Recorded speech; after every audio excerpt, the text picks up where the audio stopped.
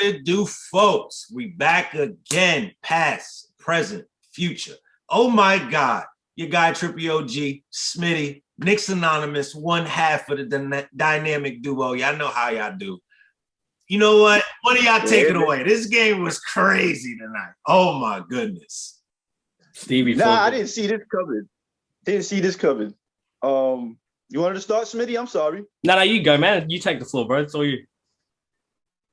Okay, no, all right. No, I'm just gonna say, I kind of saw this coming, but then again, I didn't, because like I said earlier, with KP out and Cody Stein out, it was gonna be open. It was gonna be a little open on the inside. So we had RJ had a field day, driving to the basket. So it was a great game, man. Overall, I'm kind of speechless, actually, believe it or not. I wasn't expecting us to blow them out like that. Everything looked great. Randall looked like he was deferring, which is the best sign to me. The fact that he's deferring to his teammates now, which means he's being smarter. He didn't really have a good shooting game, but he did other things. I was just impressed with what I saw today. The ball movement, everything, the defense. For real. Yeah, real, it was great. It was great. Absolutely, man. That intensity was what we've been asking for. If you jump on Twitter, whatever your socials are, Instagram, and you see Knicks fans complaining, and I'm not talking about the serial complainers and the ones that have just got like a little bit something wrong with them. I'm talking about the genuine ones. All their complaints is what we saw fixed tonight and over the last couple games, for real. So, I mean, this is what we want. You want this team. This is a big city. This is a big team coming off last year, a surprise year for everyone. And this is back to sort of that same level of intensity. And that's all you ask for. The one thing you can bring every night that you cannot absolutely have an excuse for is your intensity and your effort. Definitely. And what a great showing that RJ is still keeping this level of play. He looks like Duke he looks like the RJ Duke again. Oh my goodness. Just to cap it off, like, I'm like, all right, they're not going to let him get the 30-piece. And just when he got it, he does a pump fake drive, hit the step back at the buzzer on that. Oh my God. Yes, sir. Yo, 9 Maple Mamba. He's earned all of those names. And it's just crazy because when you think about RJ, it's like, yo, we always know that he was Mr. Third Quarter. We was like, yo, bro, he's always Mr. Third Quarter. How can we figure out how can he get this to be for 48 minutes? I feel like he has finally understood. If he can get at least 12 to 15 max in the first half, look who just joined in. Look at that, right on the money. There he is. Yeah, LJ. Hey. Folks, as you can see, we got the dynamic duo here. We got Steve, we got LJ, Knicks Anonymous, Smitty, Trippy OG. We are all here in attendance.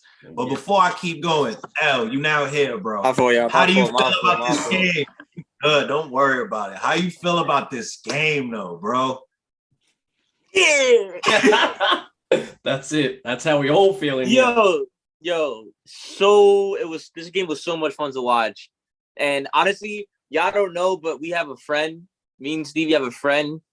He's like our personal troll, and that troll happens to be a Mavericks fan. And he was talking hot before the game. Right. He was talking spicy before the game. He was talking. He bet on them to win. He bet on the Mavericks to win. So, honestly, overall, today was just a straight W all around. It was so satisfying to watch. RJ Barrett.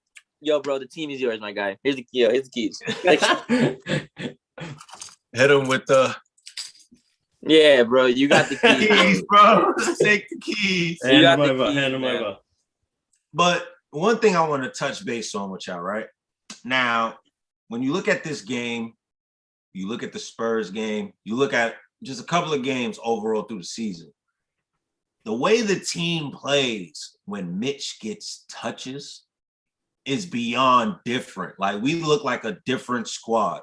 And shout out to my guy, Kev Easy, host of Steelers for 7 podcast. He hit it on the nose. He said, yo, Knicks centers have to play the way like Mitch was playing tonight. Like, you have to include Knicks centers into the offense. Mm-hmm. just to elaborate a little bit more, like whoever wants to take the floor after that is like, how do we feel now that we see this level of play? Mitch dropped the weight.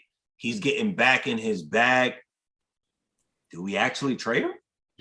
Okay, yo, I'm so glad you just said that, because I'm about to say things are getting a little spicy right now, because at first the talks were talking about trade Mitchell for somebody that can open the floor for Randall. But now we're seeing Mitchell can flourish in the paint with no problem. So now it's like, okay, maybe instead of trading Mitch, we look at Randall. I don't know, man. It's crazy. Like, the way I see it, it's like it was perfect timing for Noel to come back. Build that value up so we can move you. You're the one we need to move. You got to remember, he has, if you want to trade somebody, you got to trade somebody for value. If you trade Mitch, Mitch only has 1.3 with his contract. Remember, we have to give him an extension. That's what he's basically balling out for. That's right true. now. That's true. If you trade him, you have to attach more stuff to him. You trade Noel, you get Noel to boost his value up all the way into that trade deadline, which is February 10th. Ladies and gentlemen, the trade deadline is February 10th. So remember that mark that we said a few episodes ago when we was like, by January 23rd, when we play, who was the team? When we play the Clippers, that's when we need to make a final decision on what we're doing with this team. I'm telling you that, Mark, we're going to live up to it. So build up some of these people like Evan Noel, build up their value, get these wins, get us over the hump a little bit, make that one initial trade that we need to do, or two possibly take off with D-Rose coming back. What?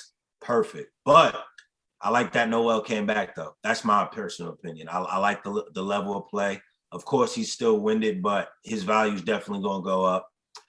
And I need that value to go up because I'd rather let Mitch come off the bench if we're going to go get another center. Like, we need to keep Mitch. We need to keep Mitch. Yeah, I mean, you see tonight's play from Mitch, and it's hard. I know you look at that and you go, well, should we give that up?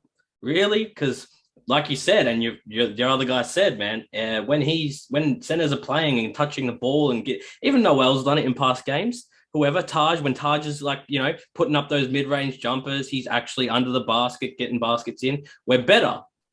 It's because then it makes the defense wonder who's scoring. If you know the center's not going to put it up, then, well, you're only defending four guys on the floor, really, aren't you? It's as simple as that, really. And it's easy to, I see what you're saying. Like, that's why people's other opponents help defense be crazy. That's right. Because we're not giving up. Especially with Mitch. If you don't get him involved, bro, he don't even be wanting to play. He's just going to clog the paint. That's right. It's just another obstacle, pretty much. That's right. He need to start shooting threes, man. That's not going to happen. He teased us in the off season, man. He hit like 5 threes in a row, man. He can shoot threes. Bro, that's IG, man. You know that's all the cap. You got to think about it like this, bro. If you my center, right? And you can hit threes in the offseason, but when it comes to a regular game, you're like smacking the front of the rim on a free throw. I wish you would shoot a three. You better not shoot no threes, bro. You better learn how to shoot a free throw. But all right, if you put it that way, you're right. That's what we said before. It was on point tonight. It was definitely on point.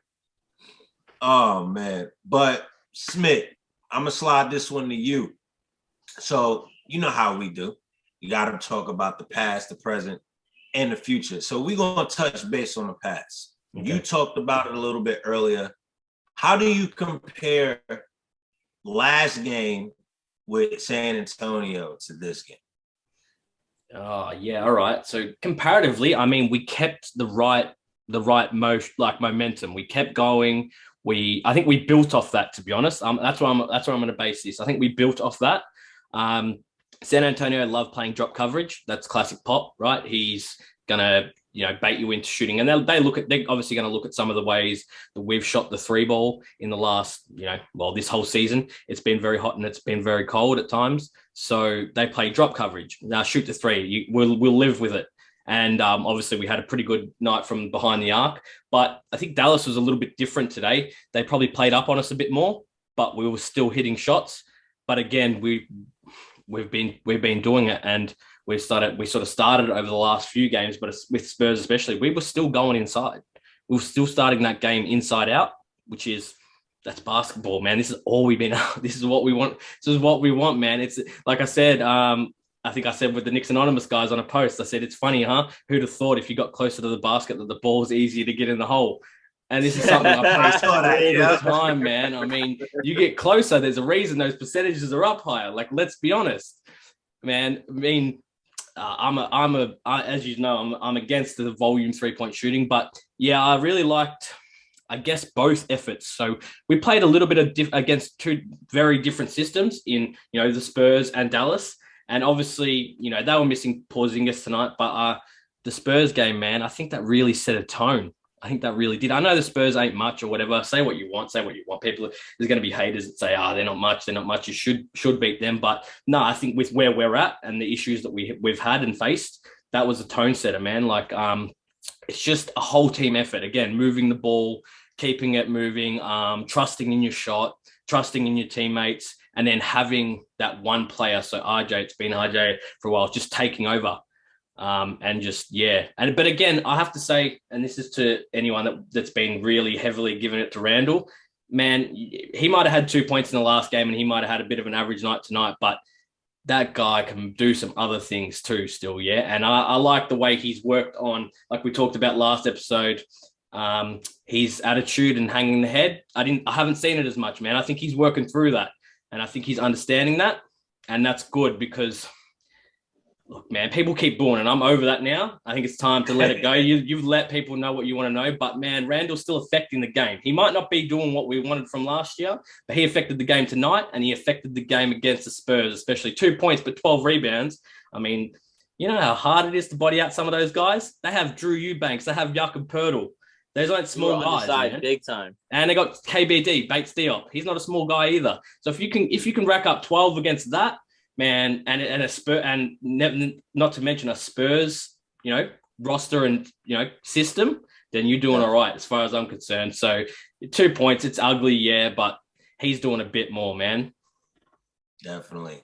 Now, my next question, this goes to both Knicks Anonymous. You feel me? So real quick, can I answer that? Can I answer that last question real quick? Go ahead, definitely. All right, so I even want to bring up the Celtics game that we lost. Ooh, okay, do it.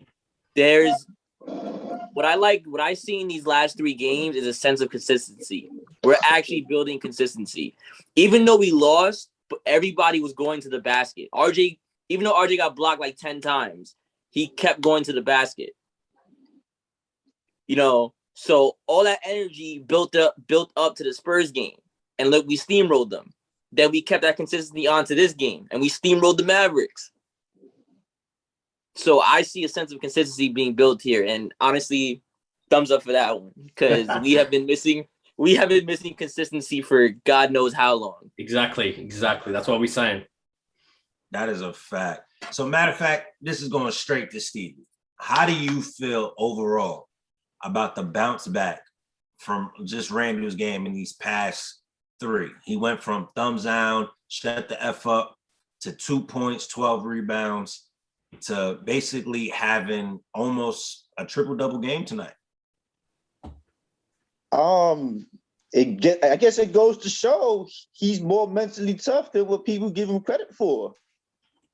Because from thumbs down to this in a span of a week, you know what I mean? Like, he went from public enemy #1 to Knicks fans to, keep doing your thing. Well, to most Knicks fans, you know what I mean? So I'm impressed. Because I was one of the ones who was thinking I'm starting to think he don't have the hair for this. But 1 week later, here we are.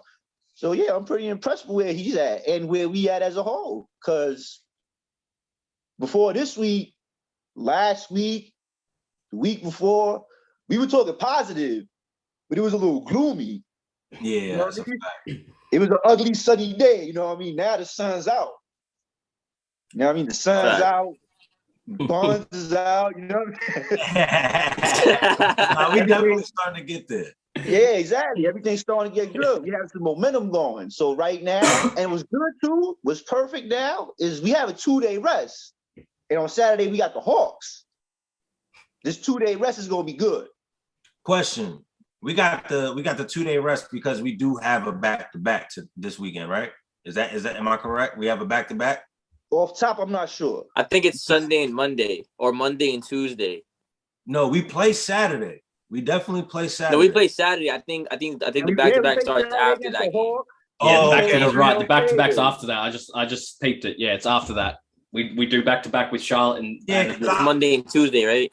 Yeah, because once I seen it on the schedule, I'm like, wait, hold up. We don't play till Saturday. I'm like, we got a back-to-back coming in. That's what's happening. Yeah. But just like I said, if you look at whoever has the roster, the schedule up, just from right now until the 23rd, if you look at all of those games, we could legit go on our run. Like, this is the time to go on the run. Look at the teams we're playing. There should be no reason we can't capitalize. Charlotte's going to be a good game. Yeah. Yeah. Charlotte's going to be a real good game. Yeah, man. I don't underestimate or sleep on those guys at all. Shoot, at the way we're playing this season, I don't underestimate nobody. That's going to be a real battle, man. That's for real. There's no reason we can't go on that run, man. You're right. I mean, we got Charlotte, we got the Timberwolves. I mean, we got ATL in there. That's the first up. And then we finished that run off with the Clippers. And we got the Pelicans in there too. There's some games there we should absolutely win, but I mean, we should win them all, really. All of those coming into this season with what we've got. And I'm hearing Kemba Walker back, but I don't know, man.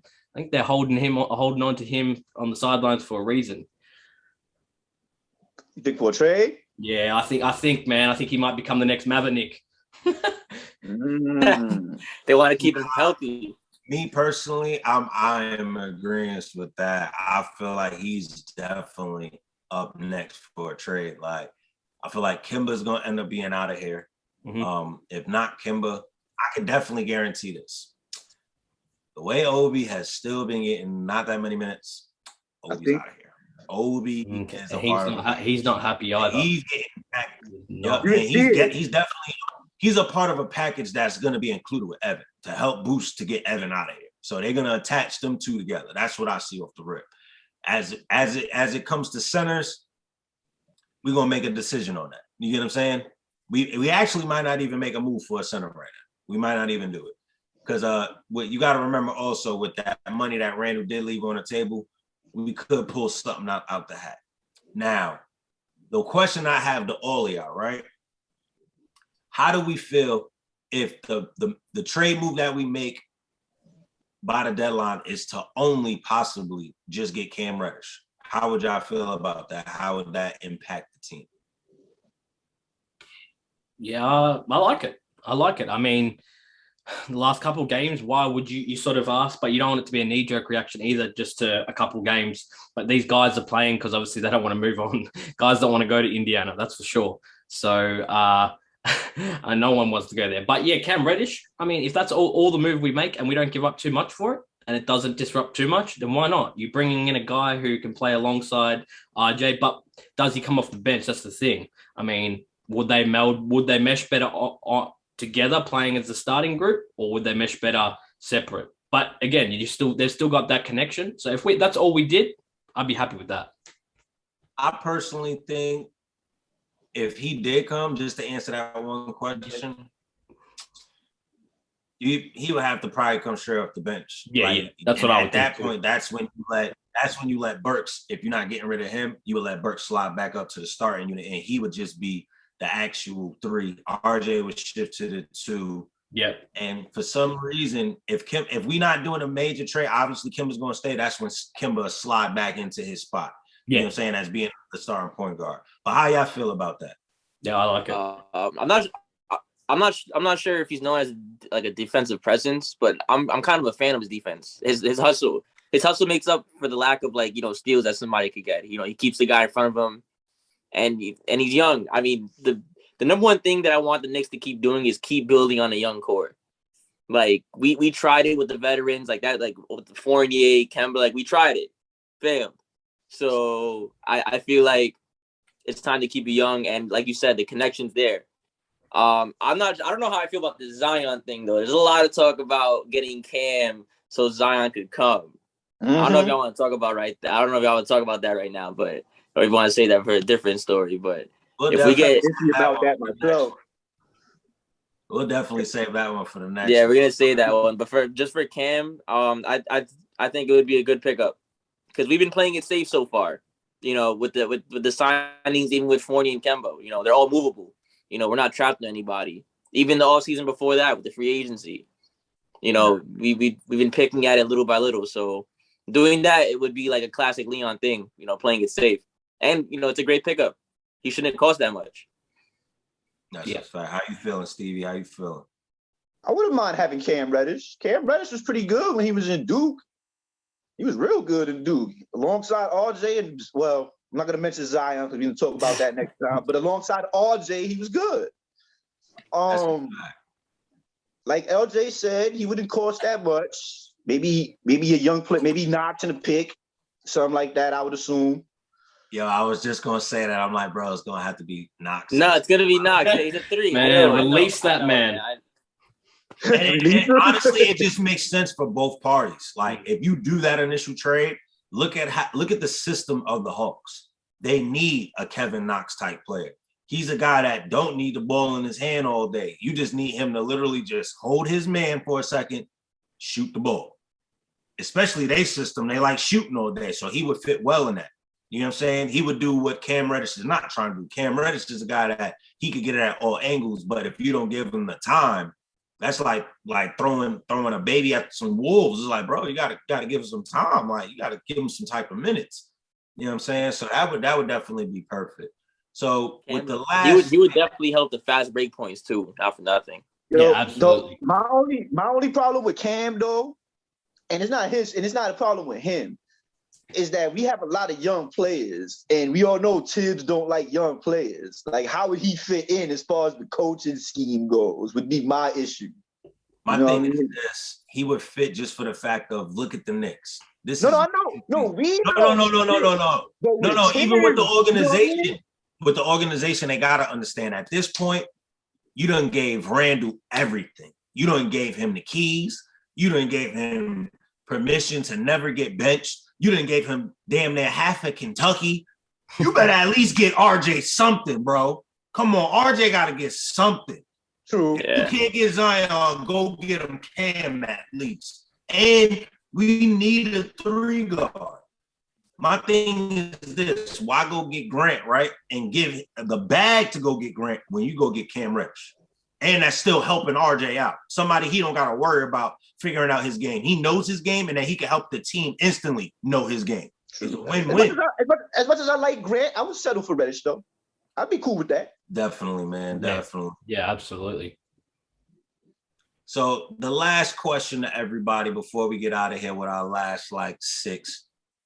How do we really feel, man? Do we just do the Cam trade? Do we do the Cam and Turner trade? Or do we do a Cam and maybe Murray or Jalen Brunson trade? How are we doing this? Honestly, I feel like I'm gonna have to wait a little bit because the answer was more certain 3 games ago. Yeah. So game by game. Yeah, like right now, honestly, from these 3 games, from what we evaluate, it seems like we still need like a valid 3 guard. Like a valid 3 guard would definitely help. Like how you said, like the wings, like we might have been looking in the wrong place, like with the big man. Like we really need to be able to fix our wings a little bit. I feel like we get a little more solid, but yeah, I don't know, man. I think Cam would be the safest bet, to be honest. Because then, like how you said, you get rid of it. Because we're not using Knox, unfortunately. I don't know why, but I have to agree with that. I guess in a sense, like you hit the nail on the head. 3 games ago, absolutely, man. There was no doubts. 3 games later, it's a different story. But I have to keep saying it. I don't want knee-jerk reactions, though, because we can be fooled, and we've been fooled by players before, especially around this deadline. Like I said, man, nobody wants to go to Indiana. Mitch playing for his life. That's from Louisiana. He don't want to go to Indiana. He's not ready for the corn farms and the barn and the big barns and all that. He wants to stay in the big bright city lights. He loves it here. Don't get that twisted. But I have to say, man, Miles Turner offers more. He is a bit more proven. Mitch's injuries always worry me, always. Don't get me wrong, I love Mitch. If Mitch could get it right and he could get his body right, I'd say keep it. But we don't know. We don't have that crystal ball. We don't have that luxury. So right now, Miles Turner can shoot the three, right? Miles Turner is a defensive anchor. He's not giving up. He comes up and down the floor no matter what. Mitch, sometimes though, he has those slumps because he's young. He hangs that head. And that's a bit concerning. So yeah, I mean, I'd be happy if we went after a Miles Turner trade too. That wouldn't faze me at all. All right. How about you, Steve? Damn. Miles Turner wouldn't be a bad deal. Not at all. Like Smitty said, man, we all love Mitch. We all want to see him succeed. But if I can sacrifice Mitch and get somebody like a Miles Turner, who Smitty also said brings more to the table, yeah, I'm doing it. I'm sure it'll cost more than Mitch, obviously. Yeah, obviously. Because of his contract. Obviously, it'll cost more than Mitch, but like, if it doesn't cost too much, that's a move you make. That's right. But I get the feeling the Pacers might try to fleece us though, because they know a lot of people want Miles Turner. Like, we're obviously not the only ones. That's right. Yeah, it's going to be a hard ask. It's going to be a tough ask, and he's also indicated he wants out too, though. So does that work in teams' interested favor? Or does that work out in Indiana's favor? That's the other question. Work out. It could work out in their favor because he still has value. Yeah, he does. So like that, like he right now he's betting on himself. He's doing what what's his name Don't from the Don't say no not Ben Simmons what Schroeder did. You know, like he's taking a bet on himself. So, but what he did was completely weird. But I was, I get what you're saying. You're talking about from the Hornets. You're talking about Miles Bridges. No. He's talking about what Dennis Schroeder did. No, yeah, he took a huge bet on himself. So like he's pretty much saying like, I know what I bring to the table, and so he's gonna be a hard guy to get. But honestly, getting him would help he would help RJ the most, because he spreads the floor completely, and RJ's already baking right now without him. So now if they try to double RJ, it's an easy kick out to Turner. And if you try to help Turner, he's swinging out to Fournier. If Fournier's still there, that's right. There's a lot of threats. Turner can stay on those high screen rolls. He doesn't have to roll to the basket. He can stay. He can stay out at the behind the arc, and he can shoot that ball. That's what I like. I like. I'm not big on the volume three, you know that, but I like to have that threat. That makes the team's defensive structures and schemes have to think. Yeah. Man, honestly, man, like I said, man, you get Turner for Randall, you get Cam for RJ, and for Tom or Leon Rose, you get either Murray or you get Jalen Bronson. One of those out of those four combinations, if you could get 3 out of those 4, you're great. You're great. Preferably, but I think Jalen Brunson a free agent this year. There's a lot of connection. So he could definitely be a Knick, and especially with his dad being a former Knick as well. And a former player under Tibbs, and also he was the first person that Leon Rose managed. Yep. So connection is there. And that's why I started to like laugh, but then I started being in agreement with you, Smitty, when you brought up the Kimba going to the Maverick Knicks. I'm like, oh, okay. Jalen Bronson, do that trade. That's how you get Jalen Bronson over here. That's right. Makes sense. And then boom, you let go of Knox, 2nd round pick. And then if you want to go ahead and your first initial trade is to get a good enough center, then I guess you got to go to Mitch and Obi route with a 1st round pick to go get Miles Turner. Listen, man, the Knicks are in great shape, man. Let me tell you. It's not gloom and doom, New York. Trust me. Yo, we probably got like 30 seconds left. So my last piece is going to be just free Obi. Just free him. Okay, free my boy. Free Obi. That's how we're going to leave it, y'all. But look, it's been real. It's been lit. Your guy, Trippy OG, Smitty, Knicks Anonymous, LJ and Stevie. We here, past, present, future. Make sure y'all vibe out. The next episode is coming real soon, man. We out of here.